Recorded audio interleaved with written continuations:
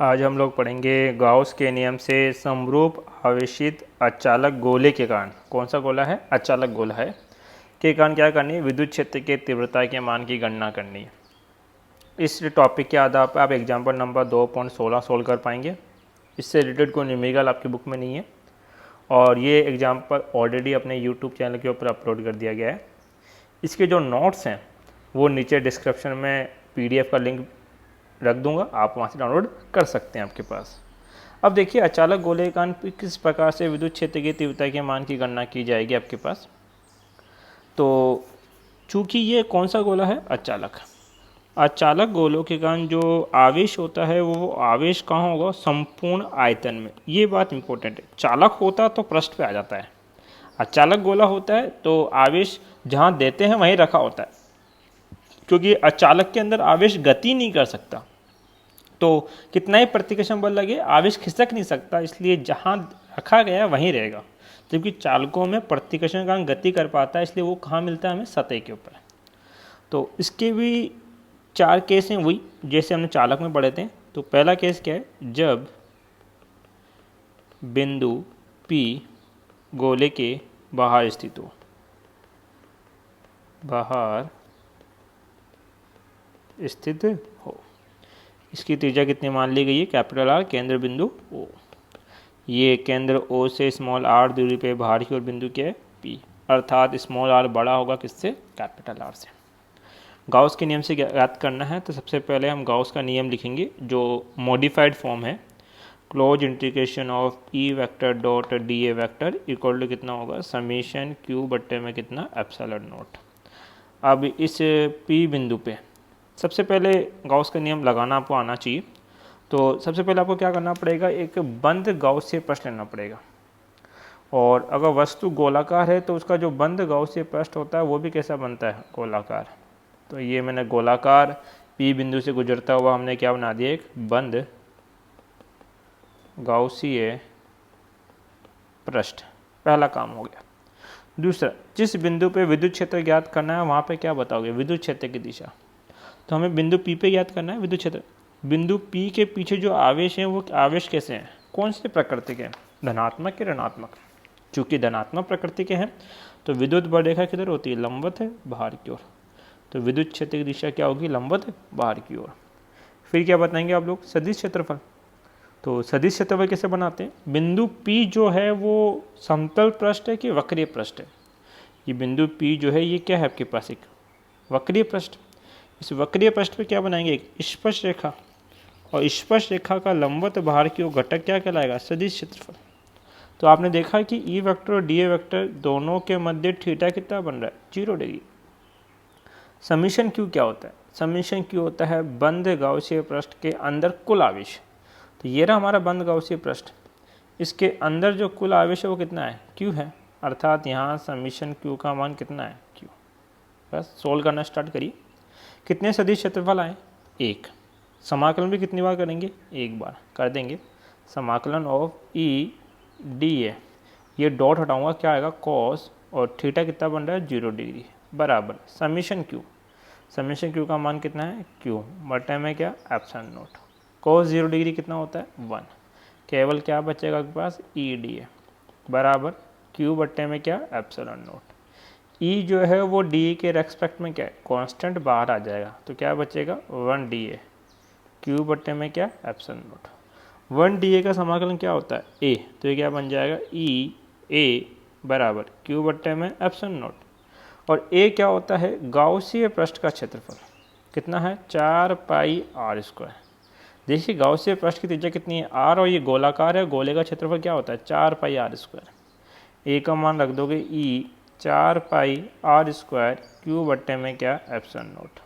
हमें E का मान चाहिए तो Q 4 पाई R स्क्वायर को बट्टे में ले गया। आपने प्रथम चैप्टर में पढ़ा है K बराबर होता है 1/4 पाई एप्सिलॉन नॉट। तो ये 1/4 पाई एप्सिलॉन नॉट, इसको क्या लिख देंगे, K। तो E बराबर कितना हो जाएगा, KQ बट्टे में क्या, R स्क्वायर। ये आया विद्युत क्षेत्र का मान। तो चाहे से चालक गोला हो चाहे से अचालक गोला हो, उसके बाहर स्थित बिंदु पे विद्युत क्षेत्र का मान समान रहता है, KQ बटा R स्क्वायर। केस नंबर द्वितीय, तो केस नंबर 2 है, यदि बिंदु P गोले के सतह पर स्थित हो, सतह पर स्थित हो। तो हम लोगों ने क्या बोला कि ये अचालक गोला है, चूँकि अचालक है तो आवेश काम लेंगे इसके संपूर्ण आयतन पे। त्रिज्या कितनी बोल दी r, केंद्र बिंदु O। इस बार जिस बिंदु के लिए हमें विद्युत क्षेत्र ज्ञात करना है वो इसके सतह पर है, तो सतह से P तक की दूरी कितनी बनेगी, स्मॉल r। यदि बिंदु P सतह पे हो तो कैपिटल R बराबर होता है किसके, स्मॉल r के। कुछ नहीं करेंगे, इसी फॉर्मूले को चेंज कर देंगे। तो सतह अर्थात सरफेस का विद्युत क्षेत्र कितना होगा, के क्यू, स्मॉल r की जगह क्या देते हैं, कैपिटल R स्क्वायर।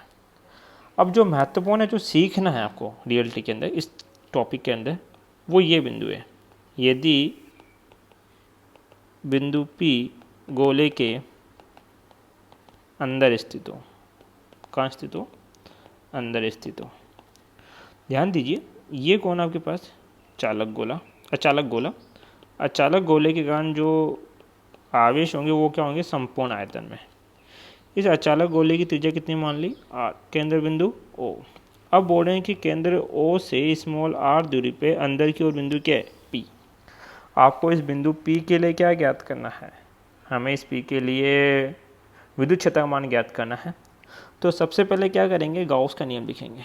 गाउस का नियम कहता है close integration of E vector dot dA vector equal to कितना, summation Q by epsilon naught. जहाँ सबसे पहले क्या बनाएंगे, बंद गाउसीय पृष्ठ। तो हम P बिंदु से गुजरता हुआ एक गोला बनाएंगे और ये गोला कैसा काम करेगा, बंद गाउसीय पृष्ठ। ये क्या है, बंद गाउसीय पृष्ठ है आपका, ठीक है। फिर क्या बताएंगे, इस बिंदु P पे विद्युत क्षेत्र की दिशा। देखिए बिंदु P के पीछे जो आवेश है वो धनात्मक है, और धनात्मक आवेशों का विद्युत क्षेत्र किधर होता है, लंबवत बाहर की ओर, E वेक्टर। अब बताएंगे क्या, dA वेक्टर, उस बिंदु P के ऊपर एक सदिश क्षेत्रफल।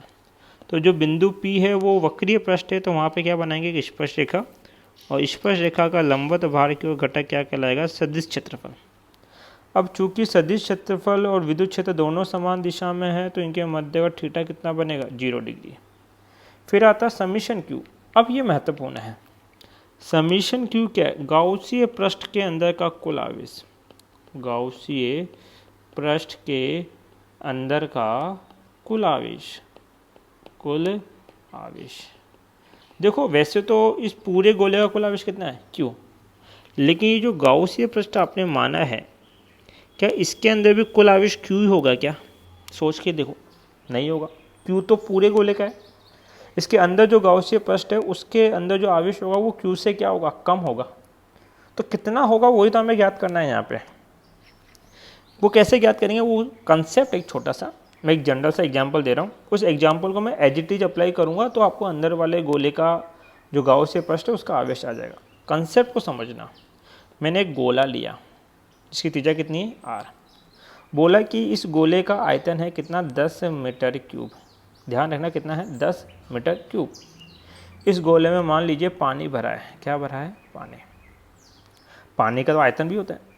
तो हमने जो पानी भरा है वो पानी हमने भरा है कितना, 20 लीटर। तो हम क्या बोल सकते हैं कि 10 मीटर क्यूब आयतन में कुल कितना पानी भरा गया है, 20 लीटर।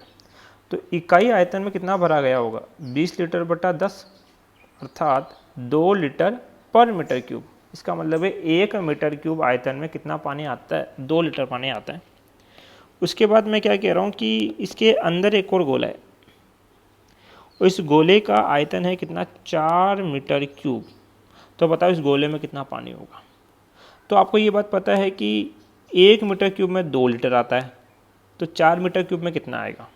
तो अंदर वाले में क्या होगा, अंदर वाले में होगा, अंदर वाले का आयतन कितना है, 4 गुणा 1 में कितना आता है, 2, कितना आ जाएगा, 8 लीटर पानी होगा। तो आपने अंदर वाला ज्ञात किया कि नहीं किया।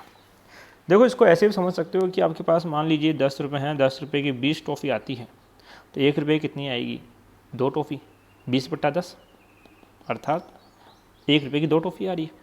अगर मैं कहूँगा मेरे पास 4 रुपये हैं तो बताओ मैं कितनी टॉफ़ी खरीद सकता हूँ। तो मैं क्या करूँगा, 4 गुणा 2 अर्थात मैं 8 टॉफ़ी खरीद सकता हूँ। अब ये कंसेप्ट यहाँ कैसे लगेगा वो देखो। क्या क्या करना है, सबसे पहले आपने क्या किया कि जो बड़ा वाला गोला था उसका क्या बताया, आयतन। तो हम बोलेंगे कि ये बड़ा वाला गोला है, इसका आयतन कितना है 4/3 पाई आर क्यूब, क्योंकि गोले का आयतन कितना होता है 4/3 पाई आर क्यूब, और बड़े वाले गोले की त्रिज्या कितनी है आर।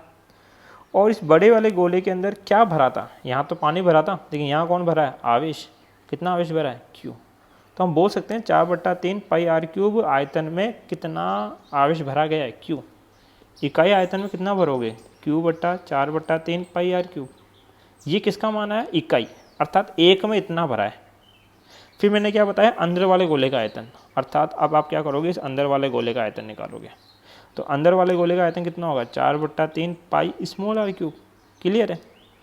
अब अंदर वाले गोले में कितना लीटर पानी था वो कैसे निकाला आपने, अंदर वाले गोले के आयतन को इकाई आयतन में कितना आता है उससे गुणा किया था हमने।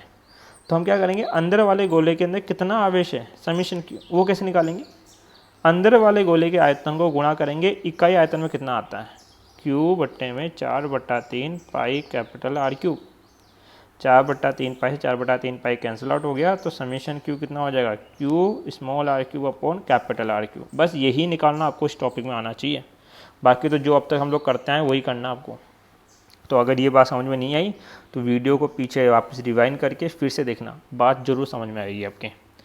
देखो हमारा सूत्र क्या था, close integration of E vector dot d A vector equal to summation q बट्टा एप्सिलॉन नॉट।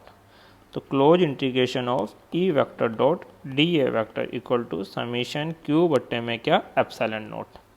यहाँ पे हम क्या करेंगे पहले डॉट हटाएंगे तो क्या बन जाएगा ई डी ए कॉस कितना 0 डिग्री। देखो हमने बताया था थीटा कितना बन रहा है 0 डिग्री आपके पास, इक्वल टू समीशन क्यू, और समीशन क्यू का मान हम निकाल चुके हैं कितना होता है q small r cube upon capital are cube.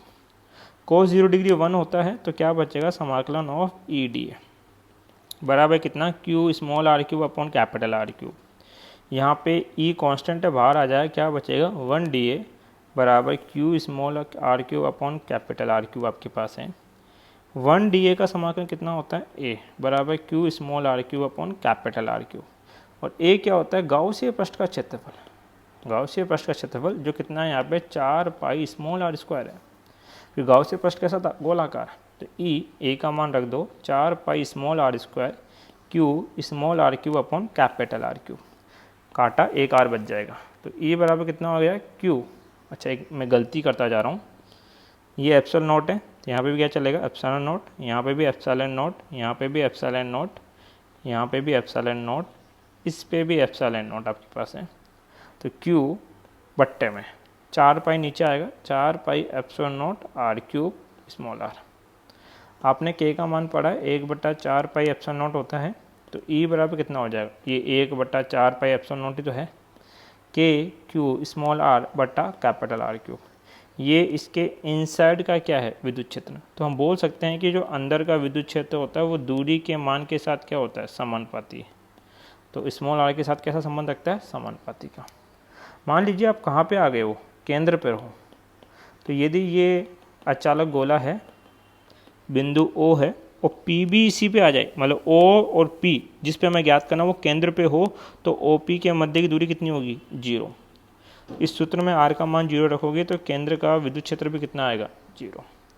अब देखिए सर ग्राफ कैसे बनाना है, आप एक्स वाई एक्सिस लेंगे, वाई एक्सिस पे आप विद्युत क्षेत्र को रिप्रेजेंट करेंगे विद्युत क्षेत्र, और एक्स एक्सिस पे आप क्या बताएंगे दूरी। मैंने बोला स्मॉल आर का मान 0 है, दूरी 0 है, दूरी 0 है तो आप कहाँ स्थित है अभी केंद्र पर। फिर हमने कहा स्मॉल आर का मान छोटा है कैपिटल आर से, मतलब आप गोले में कहाँ हैं उसके अंदर स्थित हैं। देखो ये तो बोला था कि जब बिंदु पी गोले के अंदर स्थित होगा तो स्मॉल आर और कैपिटल आर में स्मॉल आर छोटा होगा किससे कैपिटल आर से, ठीक है। यदि मान लीजिए आप ऐसा बोलते हो कि स्मॉल आर बराबर है कैपिटल आर के, मतलब आप कहाँ स्थित हैं सतह पर, और यदि स्मॉल आर ज़्यादा हो जाए किससे कैपिटल आर से, मतलब आप कहाँ चले गए बाहर है। अब ग्राफ कैसे बनाना है, केंद्र पे तो कितना है 0 और सतह पे कुछ मान है, वो मान हमने मान लिया, सतह पे कितना होता है के क्यू बट्टे में कैपिटल आर स्क्वायर होता है। अब अंदर का विद्युत क्षेत्र दूरी के साथ क्या संबंध रखता है समानुपाती का, अर्थात जब तक आप केंद्र से सतह तक जाएंगे तो सारे बिंदु अंदर के ही होंगे। भैया मैं कह रहा हूँ केंद्र से कहाँ जा रही हो सतह तक, तो सारे बिंदु कहाँ पे हैं केंद्र इसके अंदर के ही, तो अंदर के साथ संबंध कैसा है समानुपाती का। तो ई इनसाइड है समानुपाती किसके आर के। बाहर का सूत्र आपने क्या पढ़ा था, के क्यू बट्टा स्मॉल आर स्क्वायर। तो ई नॉट और आर स्क्वायर का संबंध कैसा है, विद समानुपाती का, इसलिए जब आप बाहर जाएंगे सतह से तो ई आउटसाइड विद समानुपाती होगा किसके, आर स्क्वायर के। ये इनका मध्य क्या बन गया, ग्राफ। देखिए नोट्स में किस प्रकार से लिखना है इस चीज़ को।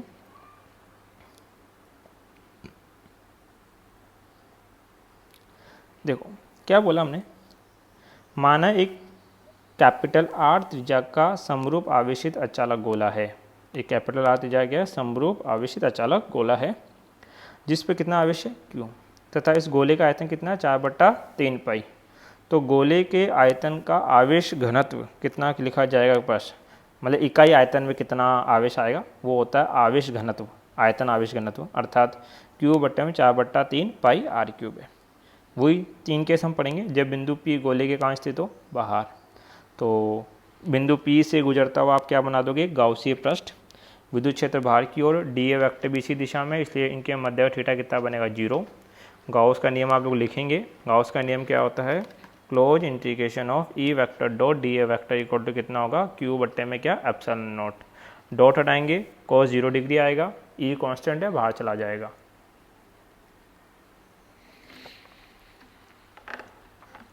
क्यू क्या है, कुल आवेश, यहाँ पे 1 डी ए का समाकलन कितना हो जाएगा, ए क्यू बट्टा एप्सिलॉन नॉट, जहाँ ए का क्षेत्रफल कितना है, 4 पाई आर स्क्वायर। इस ए का मान यहाँ नीचे ले जा रखोगे, 4 pi r square, 1/4 pi r square के हो जाएगा। तो बाहर के विद्युत क्षेत्र का मान कितना आएगा, के क्यू बट्टा स्मॉल आर स्क्वायर। दूसरा है, जब बिंदु पी गोले की सतह पर स्थित होगा तो स्मॉल आर और कैपिटल आर क्या हो जाएंगे, बराबर, अर्थात सतह का मान कितना होगा, के क्यू बट्टा कैपिटल आर स्क्वायर। तीसरा है, जब बिंदु पी गोले के कहाँ स्थित हो, भीतर, तो भीतर स्थित होगा, हम बोलेंगे 4/3 पाई आर क्यूब आयतन में कितना आवेश आता है, क्यू। तो आपके पास इकाई आयतन में कितना आएगा, क्यू बट्टा 4/3 पाई आर क्यूब आपके पास। तो गाउसीय पृष्ठ के भीतर स्थित कुल आवेश, जिसको हम बोलते हैं समीशन क्यू, वो क्या होगा, गाउसीय गोले का आयतन गुणा आयतन आवेश घनत्व आपके पास है। तो क्यू डैश बराबर कितना हो जाएगा पास, 4/3 पाई स्मॉल आर क्यूब। ये तो है गाउसीय गोले का आयतन, और इकाई आयतन में कितना है, क्यू बट्टा 4/3 पाई आर क्यूब। तो 4/3 पाई आर क्यूब से 4/3 पाई आर क्यूब तो क्या हो गया, कैंसिल आउट। तो इसके अंदर का जो कुल आवेश है, जिसको मैं क्यू डैश या समीशन क्यू किससे भी रिप्रेजेंट कर सकते हैं, तो उसका मान कितना हो जाएगा, q small r cube upon capital are cube आपके पास है। गाउस का नियम लिखा, a vector dot d A vector, q dash बटा एप्सिलॉन नॉट। क्यू डैश का मान हम निकाल चुके हैं, q small r cube upon capital are cube. cos 0 degree कितना बनेगा, 1। ई कांस्टेंट बाहर क्या आ जाएगा, 1 डी ए। तो q small r cube upon epsilon naught capital are cube आपके पास है। 1 डी ए का समाकलन कितना बनेगा, ए, और ए का मान कितना आएगा, 4 पाई आर स्क्वायर। ए का मान रख दिया 4 पाई आर स्क्वायर से आर क्यूब काटा, एक आर बच गया आपके पास। तो ई का मान कितना है, q small r epsilon naught capital are cube, 4 pi नीचे आ गया। तो 1/4 पाई एप्सिलॉन नॉट क्या होता है, के। तो अंदर का विद्युत क्षेत्र का मान कितना है, के क्यू स्मॉल आर बटा कैपिटल आर क्यूब।